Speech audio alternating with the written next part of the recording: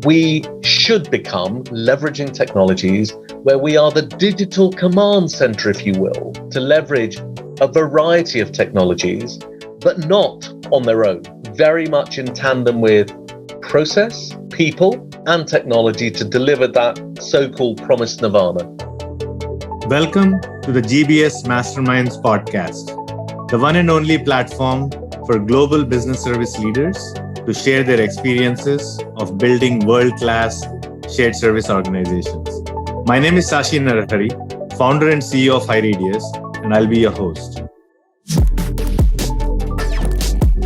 Today, I'm honored to host Sandy Khanna, a business leader with 25 plus years of experience in driving digital transformation agenda with people, cultural empathy and user experience at the core. Sandy is passionate about transforming organizations into next generation enterprises and GBS organizations, and is currently serving as Global Head of Shared Services at Anglo American. Sandy, thank you so much for joining us today. Welcome to the show. You're very welcome, 𝗔𝗯cie. Really looking forward to an engaging and hopefully provocative conversation. You bet. So, Sandy, we'll get started with, tell us a little bit about yourself and your career journey. Certainly my favorite topic, allegedly. It's all terribly boring. I started work many years ago at a company called Pricewaterhouse. We then became PricewaterhouseCoopers, and the business that I was part of was acquired by IBM. I started in audit and accounting, recognized that was a necessary evil, however, not terribly exciting for me. And I moved into centralizing things, centralizing stuff. And then as the business grew and as our experiences grew, I got an opportunity to move to different parts of the world. We were away from home for about 15 years, living in France and Italy and Spain and then Hungary and then Poland. The BPO business in earnest started in the mid-90s for me at Pricewaterhouse. That's my kind of journey and kind of career experiences. And actually, after 30 odd years on that side of the fence, I kind of thought I'd better go and do a proper job. So I had an opportunity to move into industry, which is where I am now. I've worked for a couple of organizations, and as you said, I'm currently reimagining and leading shared services at Anglo American and De Beers. So a really exciting new industry, but boy, what great opportunities to transform and reimagine shared services here. So that's me. All right. Sandy, I'm going to ask you the $6 million questions that are most debated in the GBS world. Let me start with the first one. The first one is the classic debate of captive center versus outsourcing. You have in the past been more inclined towards outsourced environments compared to captive models, if you look at your career evolution for deploying shared services. Which model would you suggest now and why? I think I need to be balanced on this one. Though I spent a large part of my career in the consult and operate businesses as a professional services provider, I think we need to recognize this for all, those who work in that industry, that actually you always recommend the right answer for your clients. I've had an opportunity to work with some really large global organizations in many sectors, from industrials to financial services to CPGs. I've been on the provider side and on the client side. I've worked at a telco, I've worked at another CPG. I'm now in an extractive industry, having worked at another large extractive industry when I was a part of the PW family. But I absolutely believe, having spent 30 years in this space, that the world increasingly is hybrid, in my view. Ecosystem partners are an important part of any delivery model in any industry. Why? Partners can underwrite investments, they can commit to outcomes. Though I have to say outcome-based models, I'm not quite there yet. They absolutely can leverage talent pools and manage talent in ways that offers career pathways that perhaps captives can't do. They can provide shared investments in infra and technology. Their R&D budgets are often deeper, always deeper. It's their core business. However, I think the hybrid element's important. Career pathways, strategy, decision-making, higher-end activities tend to be retained. Mainly, I would suggest, because of unproven outcomes and perhaps control, statutory and compliance obligations by captives. Is that just reluctance? Is it just a matter of time? We'll tell. I think it's about cultural adoption and maturity. I think that's the pertinent reason. But I really believe whichever model you pursue, the provider, and I don't like that term provider, I think that hybrid world needs to have the strategic assets, the natural extension, if you will, of the organization, whether you're a captive or an outsourced provider. So I'm going to be in the middle. I'm going to say the world is hybrid. So we'll go to the million-dollar question number 2. There is a lot of debate, Sandy, on what companies should do. Should you do the lift and shift process, look at it in a shared services center, standardize this first, and then move it? What's your recommendation? So, as you say, one of the oldest questions in the history of what we do. I actually kind of look for empirical evidence around this, and I only seem to recall only ever reading one study on this topic that I really liked. It was some time ago, actually. It was from a strategy house, a well-known global strategy house, around the lift, shift, transform, the transform and then shift model.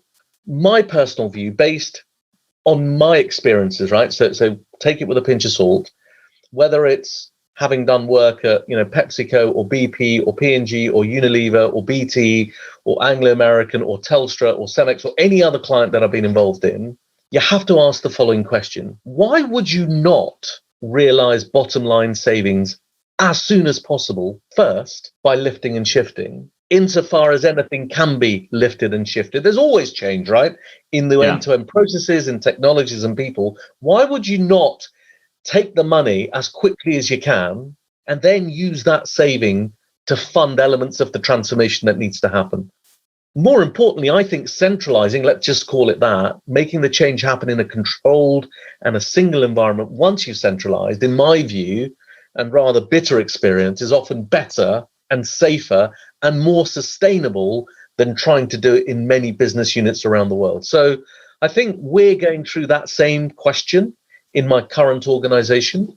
We're deploying full-scale end-to-end finance transformation, S4, Vim, Blackline, new standard end-to-end processes, etc., etc. And we're reimagining how we leverage and scale shared services to new levels. And after a very long and heated set of conversations, whether we couple ourselves with a big bang approach or whether we decouple ourselves from the tech rollout, the transform and accelerate centralization, is an ongoing dialogue. But I very much lean towards the case of do it once, do it in a central place, embed the controls, make change happen with the people that are going to have to sustain it in the long term.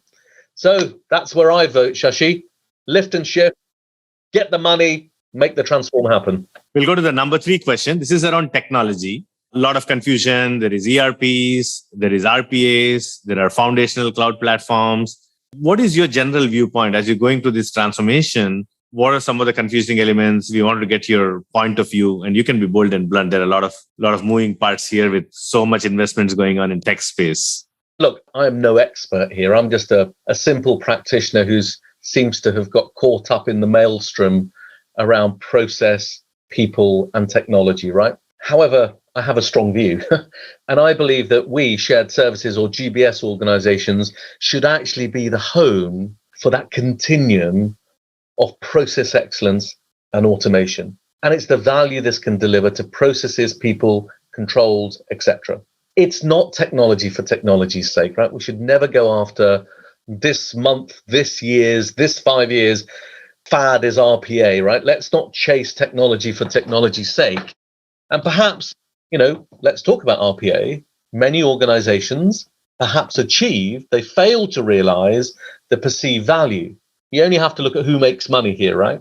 I would suggest that our future within GBS is to leverage technologies in the right fashion. We should be not just the sort of nucleus layer where, digitized end-to-end processes and journeys are managed. That's what we do. We aspire for touchless and lights out. We aspire not just to manage transactions, but to monitor and control the automated execution of these transactions. I think we are the destination of choice for that sort of stuff, not just for ourselves, but actually the enterprise.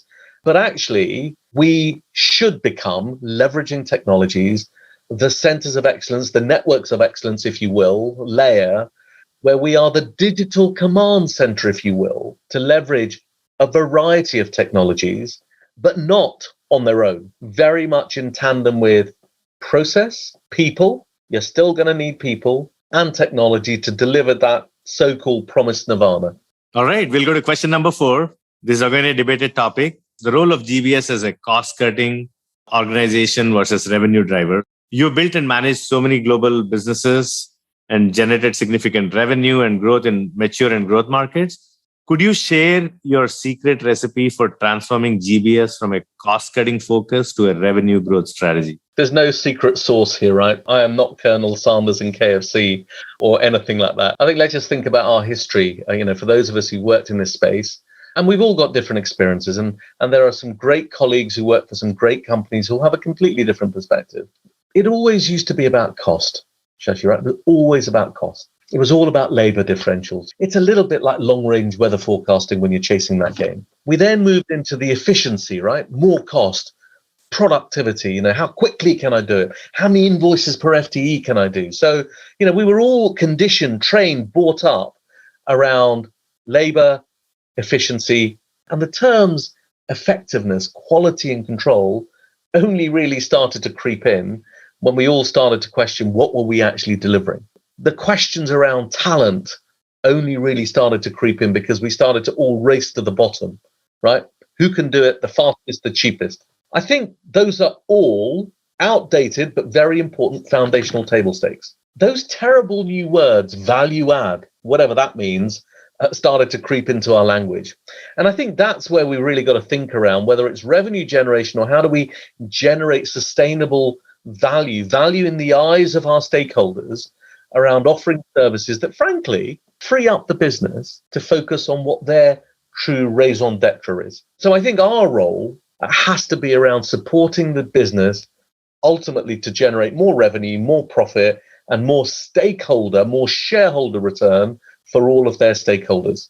We have a key role to play. Actionable insights from data and associated analytics, not just data and analytics, right? Actionable insights is where we demonstrate that our future is more around helping our respective organizations to drive revenue. More than anything else that I've said, it's about talent and it's about developing people. Our only one asset, right, as a services business is our people. So I think in addition to cost, in addition to growth, we are also importantly a hub for attracting, developing, retraining as well as retaining, and relentlessly reinventing the skills that our colleagues that work in shared services have, because I think we're the pool into which organizations should fish. All right. The $5 million question, Sandy, is core ERP versus modern SaaS platforms. Everyone is confused about SAP, Oracle, Default, and then you have these modern niche software companies. Of course, Cyridus is one of them, Coupa, Blackline, and others. In your view, what's the trade-off? So I think it's horses for courses, but increasingly, a few years ago, it seemed that those expensive, clunky, on-prem ERPs were waning. Any number of enabling tools and technologies emerged, right? Any number. Some of them have been there for a long time. Some of them suddenly came and then 18 months later disappeared.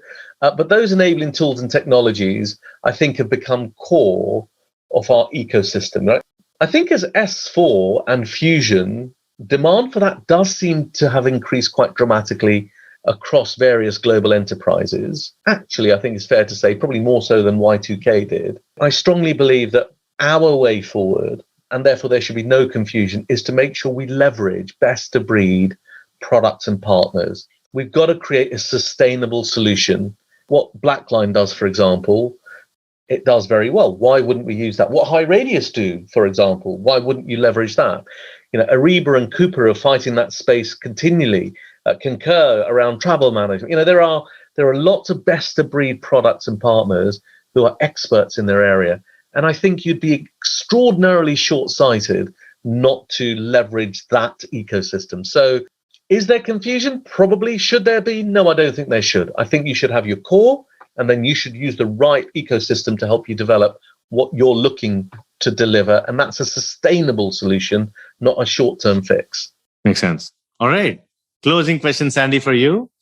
What would you like to leave your listeners in terms of some parting advice? Your younger self, probably, your peers. You've seen a lot. So I'm curious, what would be your parting advice? Well, first of all, you didn't say the $6 million question because this is the sixth question. Yeah. Because I was kind of hoping you were going to write me a check, but there we are. What would I advise? Crikey, what am I? I started when I was 3. I've been at this for 30 years.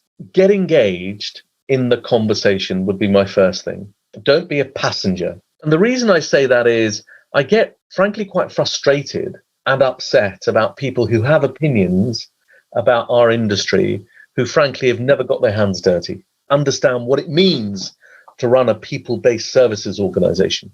Secondly, I think we continually need to focus on our talent, on our people. It's our one asset. And there is nothing harder, in my view, than managing people, right? We're a funny breed, us humans. We all have different demands. We're unique, each and every one of them. So I think focusing on our talent and encouraging ourselves to relentlessly reinvent and upskill ourselves is really important, right? The world is ridiculously fast at the best of times, more so now as a result of the last 20 months. I think my final thing is around the word services. I just have an allergic reaction now to the term shared services because the word service infers a subservient, servile, second-class attitude towards us, our industry. Sadly, I don't yet have an answer for what we use instead of shared services. I think some of my esteemed colleagues around the world are coming up with different brands and different names. I think I talk about the 4 C's, why we as a shared organization need to exist in a new hybrid working model. It's not all at home, it's not all in the office, but I think it's 60 to 80% in an office environment. And that's around culture, collaboration, creativity, and companionship. I think those are very, very important for our future existence very much, Sashi. So there we are. 4 closing thoughts for you. All right. Love the 4 C's. Sandy, I know how busy you are. That's patented and it's trademarked, so it's mine, right? I want the royalties. We'll try to get you the $1 million check for that. We'll fight for that.